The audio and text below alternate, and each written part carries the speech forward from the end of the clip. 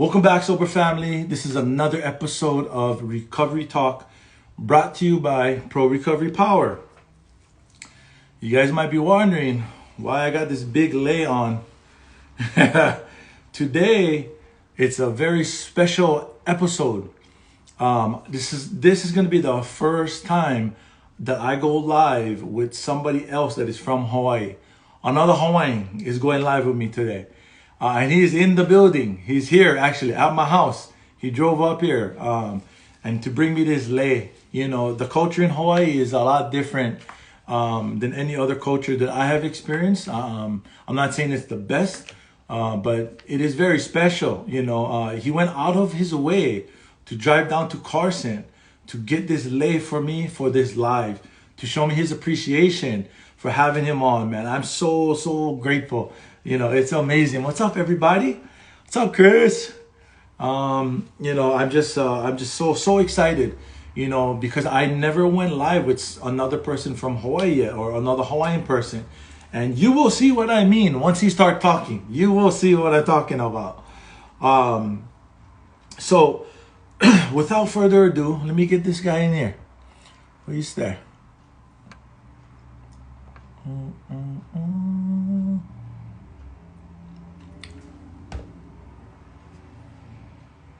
Okay, wait, he's not even here yet. Hey, Jackie.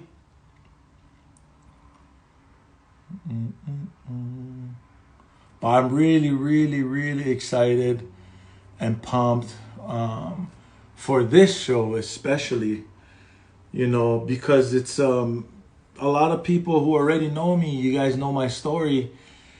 And, you know, it's exciting, you know. Actually, Chris was excited about this one, you know, that, you know, another person that is sober and in recovery, that is Hawaiian from Hawaii, you know. But let me look for him.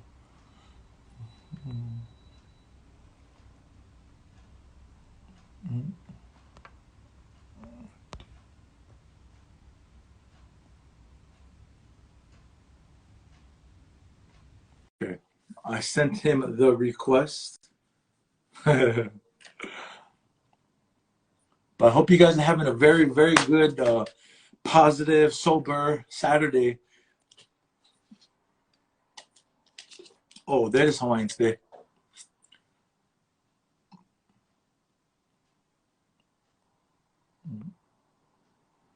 Okay. Oh. Okay, guys. There him. Hang on 1 second, guys.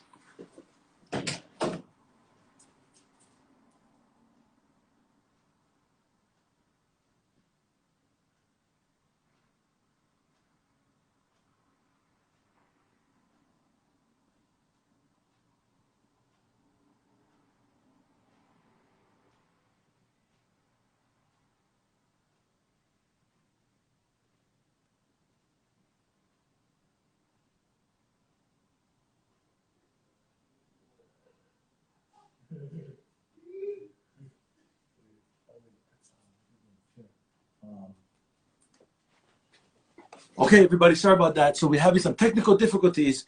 So we are going to improvise. Instead of him being on his phone, we both gonna be on one camera, on one phone, because you can only go live on cell phones, laptops, tablets. Tablets will work, but laptops, it does not work. So we got thrown a curveball here. So we're gonna just roll with the punches, you know. Before we get started, though, here he comes. Come inside, guys. Come inside, bro. Hey, come on, Mike. Yeah, there he is. Okay, so before we get started, bro, I just want to ask you a few questions. His name is Andrew, by the way, Brother Drew. First question is, how long you been sober, bro? I've been sober since January 4th of 2020. Oh, okay, right on. And then, where are you from?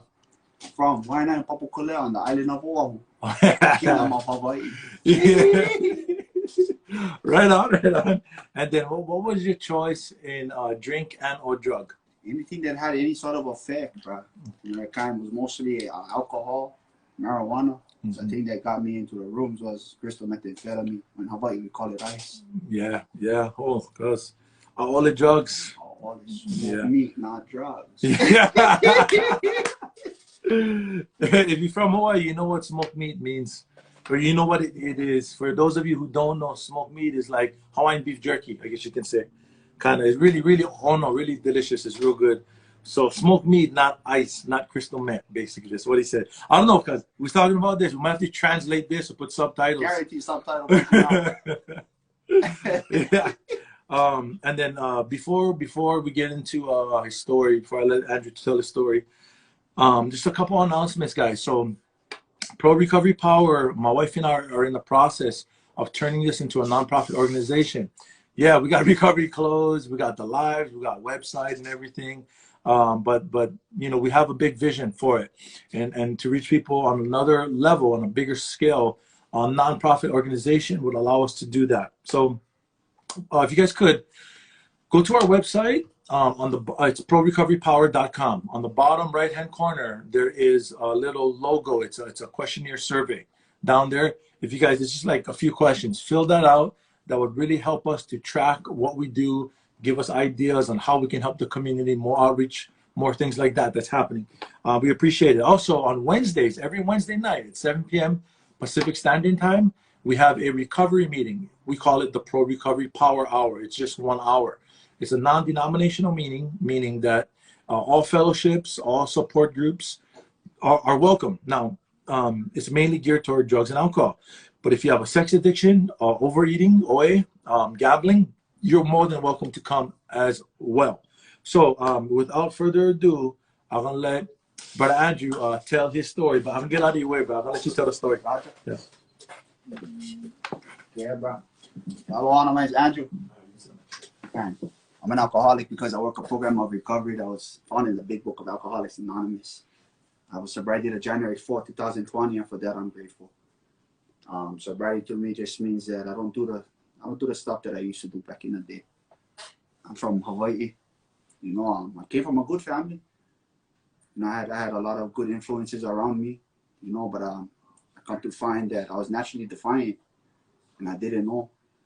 You know, so there's no point in having wisdom around me when I don't have the ears to listen or the willingness to apply it to my own life. You know, I was running around stuck in pride, bro. You know, I was driven by ego. I was a mean person to others because I was insecure within myself. You know, that caused me pain. In order for me to alleviate that pain, I turned to substances for comfort. You know, I ended up abusing those substances, and it had a detrimental effect on my life, mentally, emotionally, spiritually, and physically. You know, so I met a girl when she was on vacation. I came up to California to try and change my life. It didn't work out. All I did was change the outside. Nothing inside of me changed. So I just brought the same broken product up here. In Hawaii, we're kind of trained to be alcoholics. And they kind of party, not all night, but all weekend. And you better go to work. You know, they kind of can hang and drink tank. It was a source of pride for us.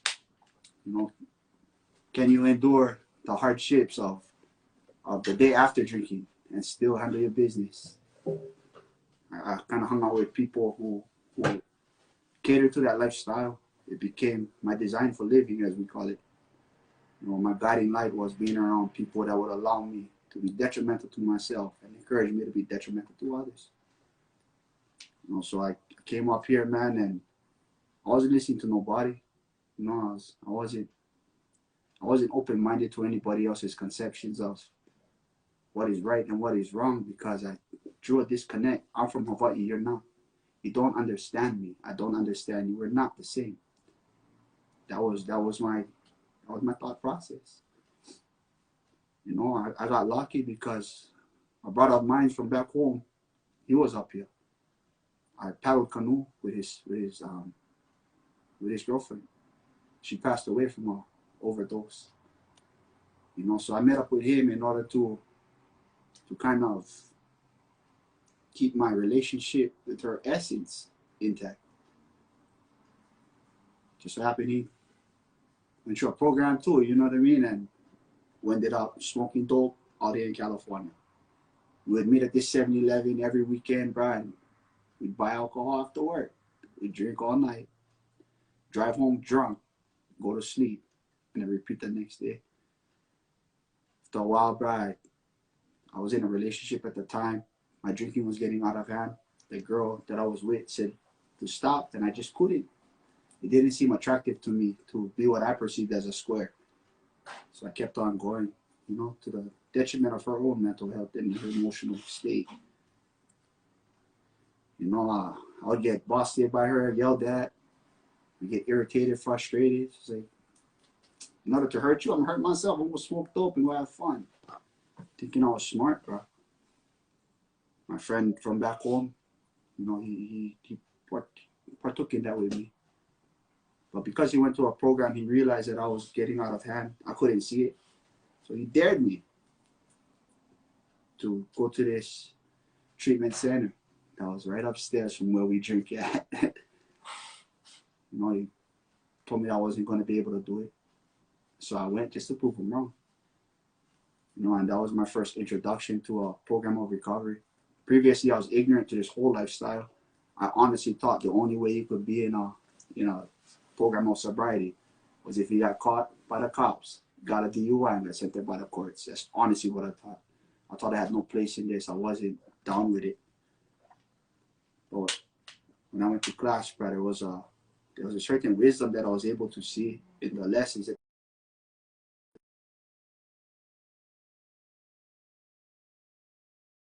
Level of wisdom in the curriculum, and that was interesting to me.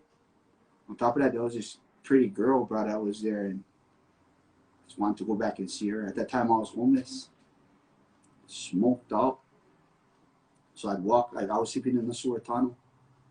I'd walk from that sewer tunnel to this treatment center for it's called outpatient treatments. What you do is you go to a building, and you're there for like 2 hours, and then it's like a class. You know, so we had worksheets and stuff like that, and it really opened up my mind to what's possibly going on within me. It was attractive for me, you know, and that girl was there, so I kept on coming back. I was smoking weed still drinking. I had no intentions of not smoking weed or drinking. I just wanted to not smoke dope anymore. Dope was the problem, right? Not me. So I continued with my lifestyle, but they hit us with drug tests. You know, and the counselor at the time was like, "Hey, buddy, how come your scores is rising? It means they're using." So, I mean, I had a level of accountability. I knew they would check. And if I didn't stop, I wouldn't be able to go back and learn what I wanted to learn and see this girl that I wanted to see. That essence was my first higher power. That girl took me to meetings. You know, just wanted a friend that became my friend. You know, we was friends doing this. We was trying to learn this together. I mean, long story short, but me and that girl, we're still together. You know, 2 years later. They say not to get into a relationship in your first year of recovery because it takes away your ability to focus on the resources that's being provided. You know, I come to find at times I was focused on what she would want me to do instead of what I needed to do for myself. So after a while, Brad, I just got hooked on the intellect behind the curriculum that was taught. And I put it before her. I put it before my desires. I put it before everything. It was no longer a resolution. It was a decision that I made. I don't know what the hell I'm doing. I don't know how I'm going to do this. I don't know where it's going to take me, but I'm going to do it. Nothing is going to stop me. It's a decision. When I have a resolution, any sense of friction, I'm gone. It's not worth no troubles. And you make a decision, bro. You walk through hell itself. You know what I mean? You climb mountains, you swim across oceans to accomplish the task. So that's kind of what I found myself doing, bro. And in that process, I come to find that the things that are important to me were being covered in the curriculum. I didn't think I had a drug or alcohol problem of any sort. And I know I don't have that problem today either. I've always had a thinking problem that manifested as a drinking problem or as a substance abuse problem or as a aggression problem. You know, it's a thinking problem with emotional disorders. So I kept on coming to learn. I put everything else on the side, bro. And I did this to be a better Hawaiian, to represent my people. I wrote down an oath to myself that I would do this despite the fact that I'm terrified, I'm confused, I'm frustrated, I'm irritated. I don't want to do this. But Hawaiian not gonna fail. You know what I mean? I would represent my culture, I would represent my people, and I want to do this for them because I can't do it for myself. So it gave me an essence of life is bigger than just me. You know, for once in my life, I can live for something that's not designed to serve me. You know, now I'm a part of a greater whole, just an extension of the source of creation. You know, and there's going to be things that I don't like. There's going to be times where I get frustrated. There's going to be things I don't agree with. That doesn't give me an excuse to disrespect myself, people around me, or the environment that I'm in. It's a different level of consciousness. You know, I focused on doing something different with my life, and because I did something different, I did something I've never done before. I got things that I've never had. I have a different mindset, a different perception, a different outlook. And that's because the inside of me changed. I changed my values, I changed my principles. When that happened, my perception changed. And now I'm in a perception of acceptance, you know, a perception of understanding, a perception of compassion, a perception of tolerance. And to me, these are all extensions of love. And love is an extension of Allah. I'm proud to be Hawaiian. You know, it's my guiding light. The values and principles of my people are what keep me strong. It's something that I appreciate for myself, and that's my own path. So stuff like this, it's nice to have a Hawaii brother to talk story with. You know, I live in California. I have to speak in proper English to the best of my ability, just as a level of compassion for others. You know, what the hell is the point of me trying to say anything if nobody can understand me? You know, but that's not my natural state. You know, that's my courteous. It's like a courteous state of existence for me. Being around a Hawaiian brother this is me naturally. This is me in my essence. This is everything that I've ever known in my existence. But although we're a little different, you know, we're a little different from people around us here in California. We can still understand and connect with others, you know, to a level of tolerance and a respect for differences. It's just a much more mature mindset, in my opinion, you know, and it's very sustainable, it's very efficient, it's very productive. I've been able to accomplish more things in the past 2 years than I've been able to accomplish in like 5+. I've been in California for years. I've done more in my time being sober in a program of recovery than I have in the entire time I've been here. I went from homeless to I have a place with my name on the lease. You know, I sleep in a bed, not on the floor.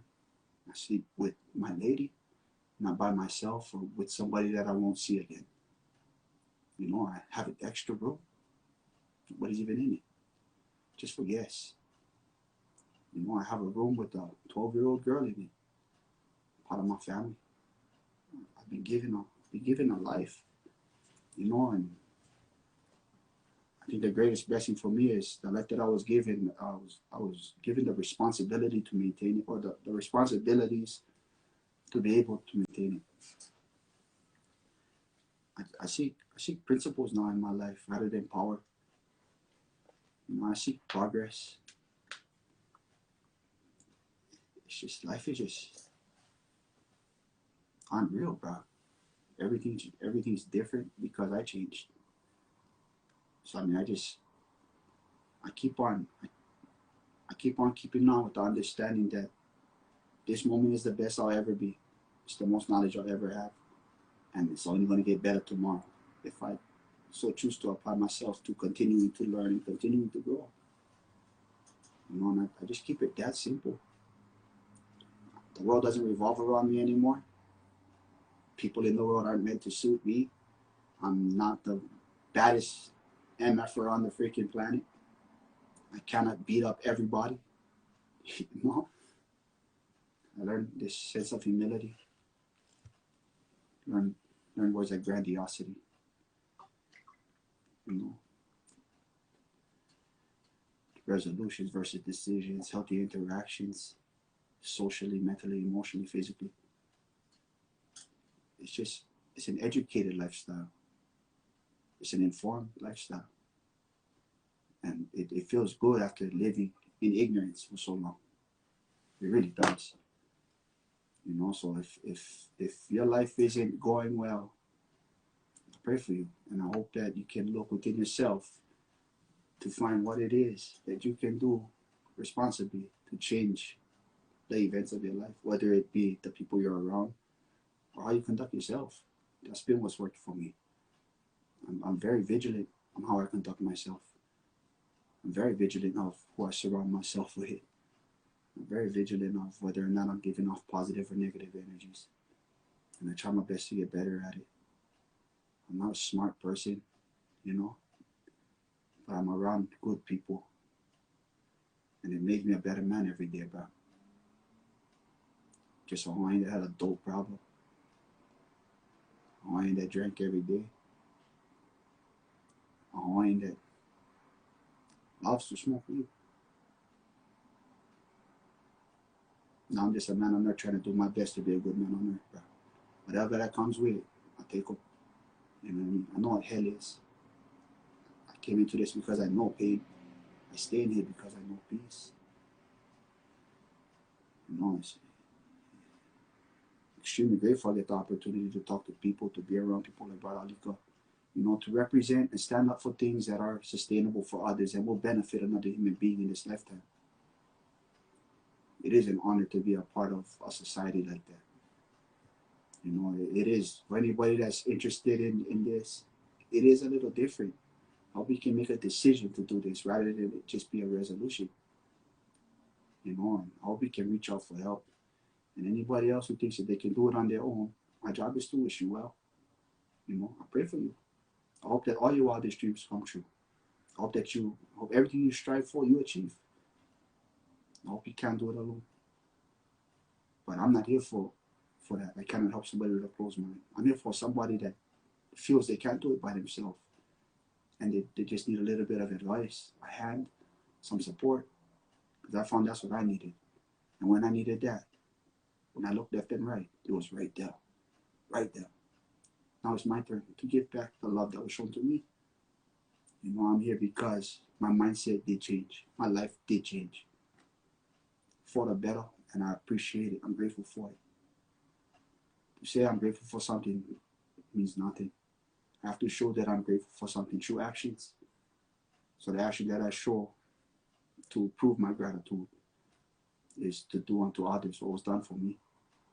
To take time with other people, you know, to sacrifice time with my family, to sit down with another human being and help them through their emotional traumas, their problems, the issues that they have, if I'm able to. And if I'm not able to help them, then I do know somebody that I can contact that might be able to reach you. I'm a part of a bigger society than just myself and my wishes. My life is no longer lived for only me. And that's the best thing that's ever happened to me in my life. I'm here to serve my conception of God. And this is how I do that. I do it by positive interactions with others. You know, and trying my best to better myself as a man every day. If I can help somebody else along that path, I lived a good life. I don't think the world's gonna come to my funeral anymore. Now I just hope I can do the work to earn the right that if one person came, I did good with my life. You know, and for me, that's just a level of humility that I've never had. It's a level of understanding I've never had. And it is something that I'm grateful for. You know, if you're thinking about changing your life, this is a really good path to try.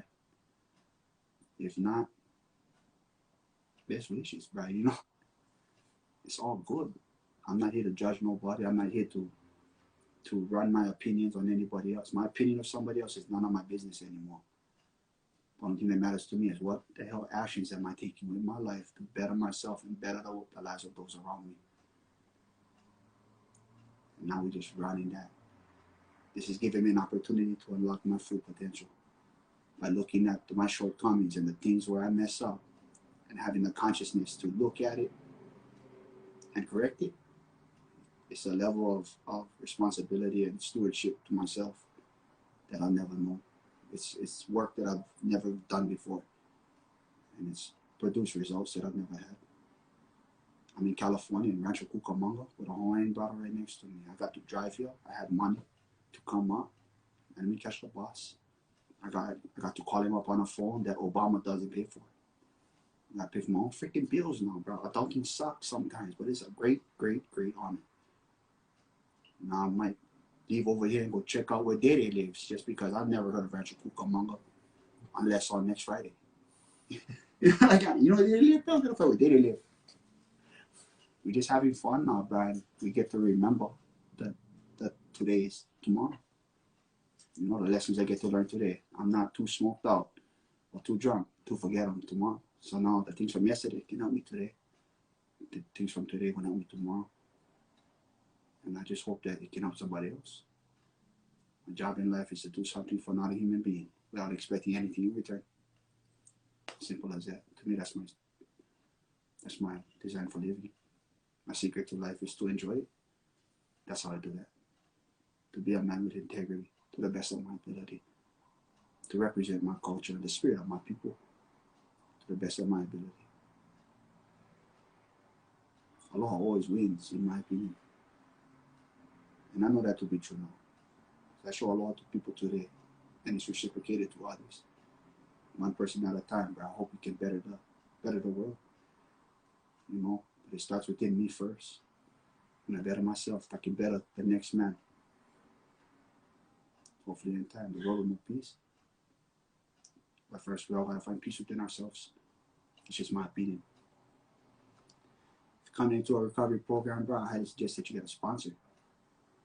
You know, somebody that has a different perception than a perception of trauma. You know, like they can guide you through your own emotional turmoils, you know, to make sense of things and find characteristics within yourself that might have been in them that we can come to understand. You know, when you take the steps, you learn this design for living, to look within yourself instead of look at what the hell's wrong with everybody else. I spent all my life, hey, this wrong with you, this wrong with you, this wrong with you. Did that so much I didn't make time to look, hey, what the hell is wrong with me? You know what I mean? Nothing wrong with me, bro. So all you guys, not me. What the hell are you talking about, bro? You know, so now that I get to look at myself, I don't have as much time to be condescending on others. Understand now that that's not even my place. I don't have the right to do that. The only thing I have control over is me and how I treat everybody else. So yeah, bro, it's electric feeling. To be connected to the world again. Electric feeling to be connected to something good in this lifetime. You know, that produces results that's good for other people. Yeah, brother. Get a sponsor, take the steps, and design for living, apply it to your life. You know, and if you're not into that, bro, just try your best to not hurt somebody today, bro. If you can, try to help somebody, if possible. And I challenge us all to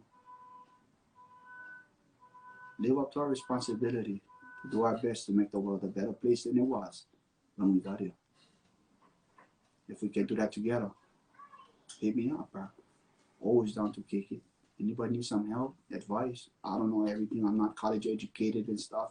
I do have experience with helping other people, and I have witnessed them change their lives. So if I can do something, just ask. My IG is on here. Ask me for my phone number. I live in California, Orange County. Anybody in the area, you feel alone, nobody knows you, nobody understands you, hit me up. I can try to come through if possible. You know.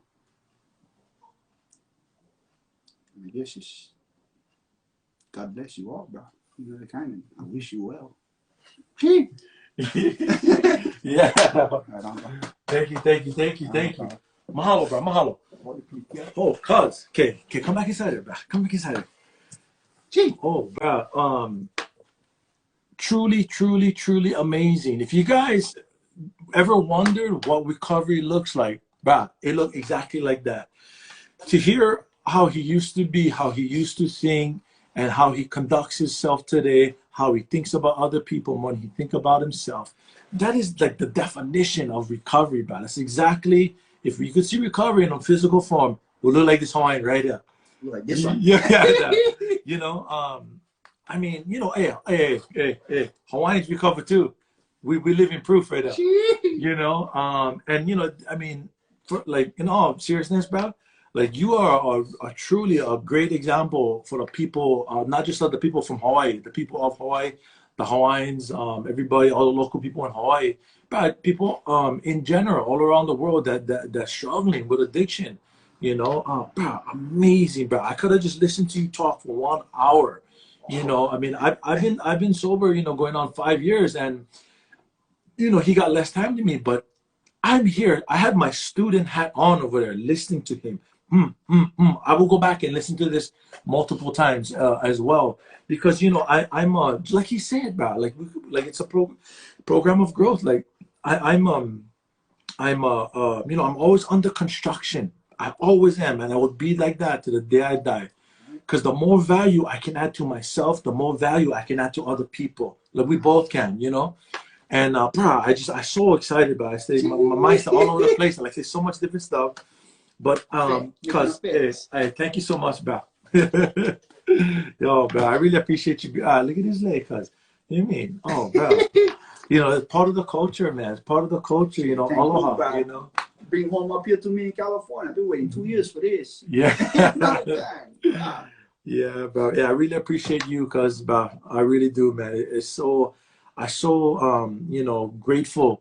I mean, cuz like we from one little rock in the middle of the Pacific Ocean, and then now we're in California, and somehow we met each other. I was through social media somehow, but you know, it's funny. Like even, but look, this is the thing though. Even let's say I wasn't from Hawaii, I was from somewhere else. The relationship will still be like this because we have one common problem. You know, the problem, it brings us all together, but it's the solution that it will keep us all together. You know, doesn't matter what color your skin. If you have a desire to recover, you can. It is possible. Okay, cuz. So, okay, let me calm down a little bit. So we can get into some questions now, bro. The first question is, what have you learned about yourself since you've been in recovery? I think the biggest thing that I've learned is that I've always had an understanding of God through knowledge. But I've never had a relationship with God through actions. You know, I grew up in church, but I just didn't listen. I went to sleep. Right? It bored me. So I didn't like going to church. You know, so I had an understanding of the conception of God. So I didn't really understand the power of God. And I came in as an atheist, bro. You know, I studied worldwide religions. I'm naturally inquisitive. So I looked into, keep on asking questions about religion, and I always find something to fight. You know, kind of something to freaking argue with. Yeah. Defiant. We real defiant. Naturally defiant. Yeah. It's the chief characteristic of every alcoholic is that we're naturally defiant. Just hard-headed brothers, bro. Yeah.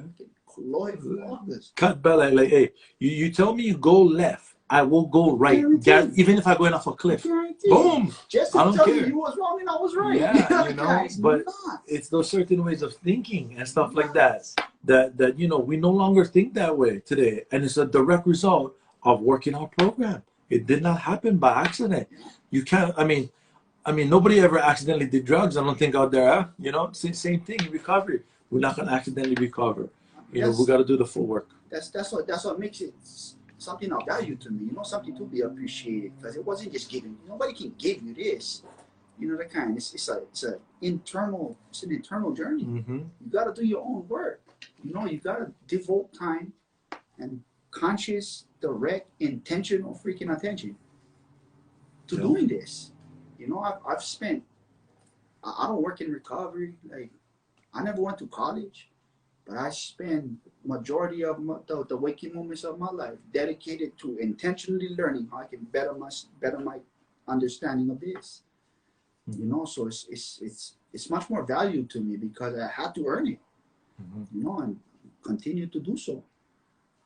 Yeah, you know, you made me think of something. Like when I first 4 days into my 12-step program, I got a sponsor, and he's still my sponsor. And you know, like again, we just talked about, like, nobody can make me do the work. Nobody can do that for me. Nobody. God cannot even do that for me. He's not gonna do that. That's the part that I can do. That's why. So, for me, I'm not exaggerating. I literally, I would say the first maybe year and a half to 2 years, I literally spent hundreds of hours in my literature, in my book, taking notes, recapping, highlighting, praying, reading. You know, cut back. I did go to college technically. I became a counselor and all of this stuff, but prior to that, I wasn't very book smart at all. I was not an intellect. Like, these things never came natural to me. My brother and sister went to college. They got a formal education. Nothing wrong with education at all. Like, I needed it, you know, to become a counselor. But this is my take on it. Personally, if I had to choose between formal education and my own experiences, I choose my own experiences 100% of the time. You know, but, like, you know, was talking about, you know, the relationship with God, like conception of him. Yeah, that's good. Like, I know of him. I heard he did this, he did that. Yeah. But zero relationship. Like, I understand that because I didn't necessarily grow up in church. I started going to church when I was like 15 now. But, you know, I mean, today I have a relationship with God through his son that he sent. That he didn't send his son to condemn the world, but that through him might be saved. I understand that because of all the time I put into reading God's word and things like that, and thinking about others, and, you know, all these things, practicing these principles in all my affairs, all of them, you know. And it's just truly amazing, man. The benefits that we reap by the work that we do. I don't know about you though, but for me, especially in the beginning, was some hard work. And, like, I don't know exactly when it was, but somewhere along the line, like, it stopped being hard work and it became a way of life for me. This is just how I live, like how I used to live. I mean, it was easy it wasn't like, took zero effort to, you know, to lie to somebody, to use somebody, manipulate, use drugs, drink all night, and do all these things. That really took zero effort. You know, but, you know, the same kind of like effort, you know, in a different direction into recovery. Same thing, you know, like, bro, alcoholics, drug addicts, about the hardest workers on the planet. I mean, there's like 5 full-time jobs in one. You know, I mean, a physical body up for days, pushing to the limit. Our mental health, our the spiritual malady just getting worse and worse and worse, and we just destroying things all around us. Even if we have a sincere desire not to, we just literally we can't help it. It just is how it's gonna happen. You know, everything I touched did not turn into gold. No, I melted everything. Yeah, I melted everything. You know, personally. Too, but not alone. Yeah. Okay, because this is one interesting question. I really, I like this question. I thought about this one. You know, we got very similar experience kind of in this one. So, okay, so you got sober in California. What do you think it would have been like if you were to have gotten sober in Hawaii? Non-existent. Not happening. Bro. It's too many influences. It's everything I've ever known. It's for me in Hawaii is my identity, bro. Yeah. You know, like, that was my identity. I'm a rascal. Like, that was a source of false pride. Like, I'm a rascal. I'm a hardhead. You know, I'm proud to be stupid as hell. You know, like, it's just Portuguese. The people that I was around, they aligned with that. I know a couple of Washington too, but you already know about. It was rascals, bro. School kids. You know, I had a bunch of wonderful, good influences around me, but it was that conception I had of religion that was my mental block. You know, and for me, that's because I got a sponsor. I got him because he said he was Native. Mm-hmm. So when I talked to him, you know, I asked him to sponsor me, and we got to doing some work in this. He told me this thing called cultural resentments, bro. Just the word in itself, I was like, what? Cultural resentments, what the hell is that? He's like, do you have any sort of feeling about where you're at, based off of where you're from? I said, yeah, it's called cultural resentment. You know, so religion itself, I was a cultural resentment. I was like, you know, because Christianity came and overtook Hawaii. I was like, I'm Hawaiian, and I'm over here trying to make little mini wars in my head, you know, over God.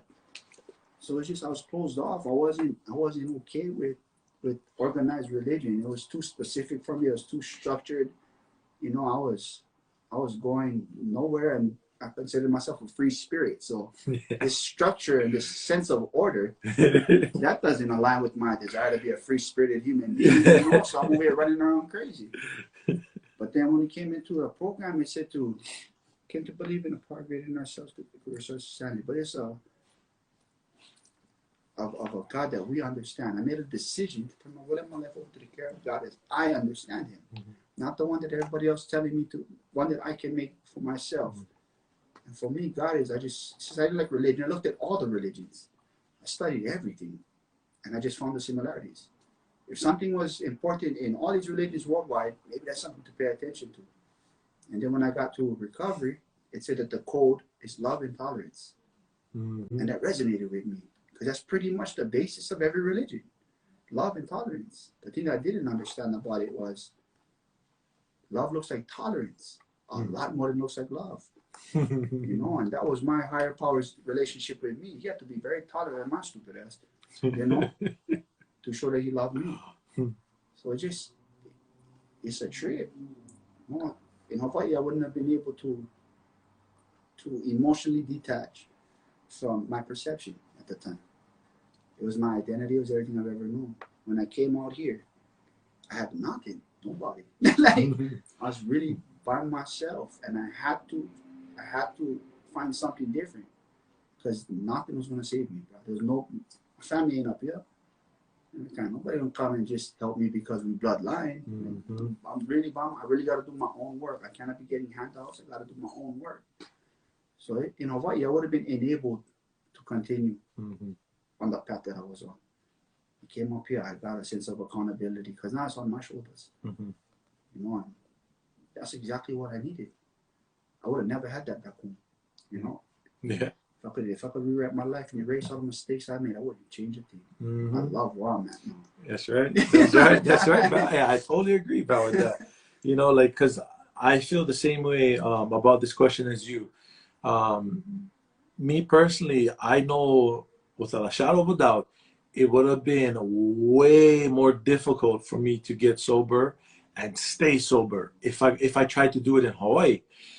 You know, because, bro, I know everybody. They know me. They know where I live. They can come by anytime. See, I learned this in California. Like when I started living here, you cannot just show up at somebody's house. You gotta call them or text them, let them know. See, in Hawaii, it's not like that. You literally can just show up, no problem. Hey, oh, you come inside, like eat, you like drink. What do you like do? You like hang out, we talk stories. Just take your shoes off before you come. Yeah. Just take your shoes off. Yeah. You know, and so the culture is different like that in Hawaii. So, you know, like I couldn't say no. I have never, ever, ever, ever in my entire life said no to a drug or no to a drink of alcohol, ever. I knew that about myself. So when I got to California, my plan wasn't to get sober, though. It was not. But God had a plan. I'll just say that, you know. But I'm truly grateful that I did get the opportunity to get sober, to get in a program of recovery. You know, I really am. But to be perfectly honest, like, I cannot say that, oh, you know, with absolute certainty, nah, it would have been easy in Hawaii. I probably would have did it. You know, no, I cannot say that. Not at all. Not at all. Because like you talked, like Andrew just talked about it. You know, the friends would come over. I mean, I cannot tell them, bro, oh, I try not to drink and do drugs. Don't come over. I mean, they can still come over, you know? Yeah, oh, cause, oh, what? Okay, we're gonna talk story about it. Bring a 6-pack or whatever. Bro, I just told you I don't like drink. You know what I mean? Like all kinds of stuff. Guilt trip you into freaking being you know, and stuff. So, you know, it's just I just grateful that it did happen, because now I can go back to Hawaii and I'm perfectly fine. For about at least 4 years, a little over 4 years now, I have never ever struggled with drugs and alcohol already. But what? Listen to this one though. That doesn't mean that I'm exempt from a relapse. I will never ever be exempt from a relapse as long as I live. And the reason why I say that is because my way of thinking can take me right back to the old way, where all of a sudden I kind of stopped doing the work. I stopped being of service. I was thinking about myself more. I stopped praying.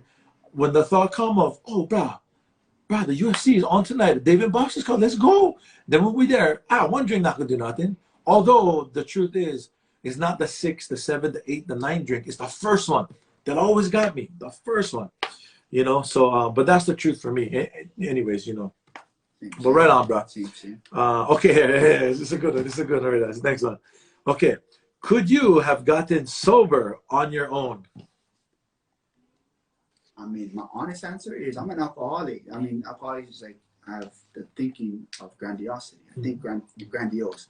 So my honest answer is I can do anything. What you talking about? Guaranteed. Run it.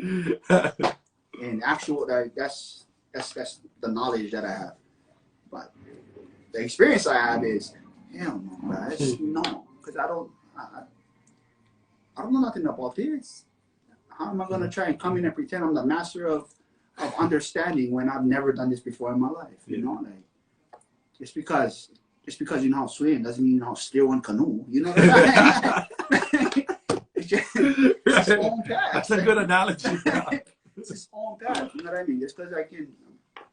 It's because I'm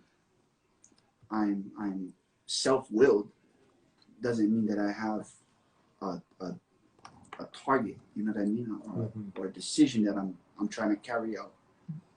You know, and there are times where I fold on myself, but I mean it hasn't happened in forever, but I haven't had that urge in over a year now, bro. But there's times where it's like, you know, I get all in my feelings, bro, and like it's like I just get down on myself and I take the edge off and it's like, yeah, bro, I'm gonna smoke a doobie, bro. I'm all sad. I'm gonna drink something, bro. I'm all sad. You know, so it's for me, it's critical in those times. That's when I needed somebody the most. When I couldn't stand up for myself, somebody else stepped in and made sure that I didn't fall. You know, and early on in recovery, right, it hurts. It hurts. That physical craving, bro. It hurts. So it was imperative for me to have supportive people around me that actually had the experience of doing this. You know, you cannot tell me nothing about how to surf if you don't know how to swim. You know, you cannot tell me nothing about how to recover from drugs and alcohol if you've never been high or drunk, because you don't understand my pain. You don't understand my feelings. You don't understand why I do it. Yeah. You don't have the same experience. So it's nice to see guys when they're not in the sickness anymore. They're not that mental, emotional, spiritual sick person anymore. But when they talk, like you can tell like how they move day to day, they're different. But when they talk and they talk about their experiences and things that they've done, it's like, I thought only I did that. Boy, what you talking about? Yeah, I know. Bro, you didn't even act like that. No, what you mean you did that? How the hell you know about that? You really found it, bro. Damn. Yeah.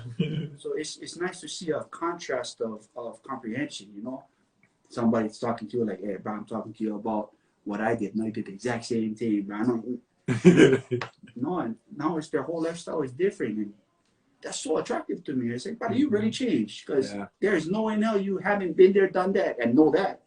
And you doing this now, like, if you can, I can, and we do it together. It's crazy. It's a we thing, not a me thing. It's a cockle thing, bro.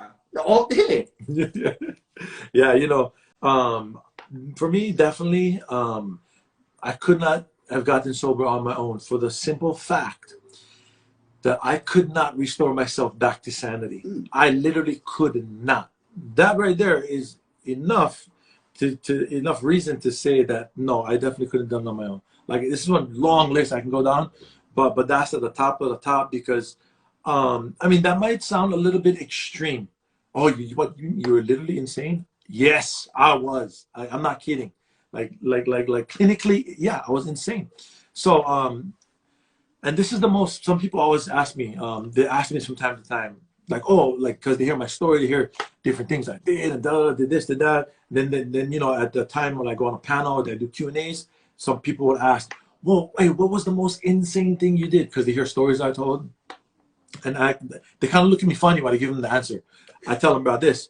The most insane thing I've ever done in my entire life was in a sober state of mind, I go decide to drink and use, knowing what's gonna happen. That is the most insane thing I've ever done in my entire life. You know. I mean, it's because some people think that insane means you're crazy. For us, it's defined as insanity is doing the same thing over and over, expecting different results. I thought it meant you nuts, like you crazy. Yeah. I mean, that sounds pretty crazy. You know, my friend, my buddy, Matt Ward from A Life Recovered. You guys know him who follow me. He did an interview with Johnny out there, Grounded Phoenix. And I love this. I never heard this one before, but at the end of the interview, he said, you know, people's definition usually of insanity is, you know, doing the same thing over and over and expecting a different result. His definition was great. I loved it. He said, well, my definition of insanity is, what did he say? Being in a 12-step program, but never doing the work. I was like, I was like, oh, bro, I dropped on mic right there. Like, I was like, whoa, bro, that was so true. That's why, you know, for people in recovery, it's very, very relatable. You know, like that made so much sense to me. Okay, cuz this is a good question. I would like to know this too. So, fourth question is, how do you maintain your recovery today? It's not anti-addiction. I'm not anti-addiction. I'm pro-recovery. It's not about, oh, I don't drink and use anymore. It's about what am I doing with myself now that I don't drink and use anymore. You know, like, that's what it, man, you don't want to inspire that one. What's this? What else? Yeah. Like being around people in the path, bro, it unlocks different things at different times, bro. Now something that was, because early on, bro, I was like a freaking a-hole about this, bro. You know, I got the answer. I know what the hell to do in my life. That means I got all the answers for you, bro. Bro, we gotta go get. Yeah. You know, and it was like I was scared of people having to fight with addiction. You know, it was like a negative. It was like a black cloud over my soul. Just in that. You know, when you said that, like, I'm not anti-addiction. I'm pro-recovery. I was like, oh, what? I'm not fighting. I'm not fighting my cravings or my substance abuse. You know, I'm not fighting the substance. What I'm doing is I'm adding substance to my life. So I don't need those substances to cover up for my lack of substance within myself. Right. You know, so it's just, it's nuts. But what I do to maintain is I better myself every day. I think of something that I suck at, and I try to better it today. You know, it's not about who I am at my best. It's about who the hell am I at my worst. Who's the guy that I'm hiding from everybody else? Who's the guy that I want nobody to see? Yeah. Who's that brother? Well, he's there. Can I pick that brother up and make that brother a better brother? You know, I'm not worried about how high I can go. I'm worried about how low will I stoop. So, and for me, I didn't have to. In doing that, I don't commit the same mistakes that cause me to feel certain feelings of anxiety, frustration, sadness, despair, grief. You know, because that's what I would drink over. So it's all about the lifestyle of not drinking and using. You know, that's why I let people come to meetings, but they don't work the steps because they think that the meetings is work. You know, I got to show up to a meeting, and that's work, and that will help. That will help for a time. Hopefully, if you're not too alcoholic, it works for you. Period. But for a majority of us, it takes the actual looking inside and understanding, why do I drink? Am I bored? Am I pissed off? What can I do instead? So now in life, I try to apply the contrary actions, as we call it, those opposite positive behavior patterns, tendencies. You know, and that's what I try to do. I try to focus on how can I just be a better brother and live more along. Yeah. You know, because like you said, bro, like you know, not just people from Hawaii, people in recovery in general, you know, they're looking at us. You know what I mean? People also, on the other hand, that really not really in our corner cheering us on, They're looking, waiting, when this guy gonna slip up? When he gonna do it? You know, like whether we like it or not, we are examples for people to follow that are trying to get sober, that are sober. You know, we come from 12-step culture. And, you know, I mean, there's these traps that we can fall into. I fell into them. So now, how I maintain my recovery today. See, I don't do it by telling somebody else how they should do theirs. I don't do that anymore. I used to do that. That was my problem. Yeah, yeah, I used to do that. I would maintain my recovery by telling everybody else how they're supposed to work their program. That's a huge trap. And honestly, for me personally, the intention wasn't out of I was trying to be helpful. The delivery was all wrong though, all wrong. You know, and then you know, then people would say, "Hey, just stay in your lane, stay in your lane." See, if I'm in Andrew's lane, I'm not in my lane. You know what I mean? So that really was very helpful to me, because honestly, to me, how I maintain my recovery is my relationship with God, being of service to others, and praying. Like basically, like there's a lot more to it than that. But we're kind of winding down on time, so that's basically it. Okay. Fast, yeah, I know. Cause okay, Bob. So last question: what would you say to encourage the newcomer or somebody right now trying to get sober? Honestly, bro, it's be a seeker. You know? Ooh, I like that. You know, only the person that seeks will find. So I mean, if for me, bro, when I was running around in my same circle of habits, I kept on finding the same results. So it's proactive action. It really is proactive action. You know, and when times get frustrating, reach out for support. You know, it would be unfair for a human being to have to go through this process alone. You know, it's way too much mental torment upon themselves. You know, so it is nice. Even just for a hug, and that kind of just some fucking handshake. Somebody will smile at you when you're feeling down. Somebody just tell you, "Hey, bro, you're not alone, bro. We can do this together, bro." And now I don't feel as bad. I don't feel as alone. I don't feel as defeated. A little bit more hope. I'm an alcoholic because I'm a member of Alcoholics Anonymous. It says that we have recovered from a seemingly hopeless state of mind and body. We're never cured of alcoholism. We're never cured, but we have recovered from a seemingly hopeless state. No longer hopeless today. No longer hopeless at all, but we always get a chance to figure out how to fix this, but you know, we're armed with a solution. You know, and when we don't have the solution, we call somebody out that we think might have the solution. They share their solution with us and apply it to our own life and see if it works. Acid test. Doesn't work, we try something else.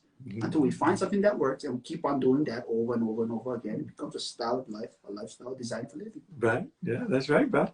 Yeah. So, you know, I've always done this when I go into treatment centers and do panels. I've never done this live. So there's a little bit of you guys left. If you guys can do this, I'm sure everybody knows, and I can't see you doing this. I'm going to ask you guys to do something.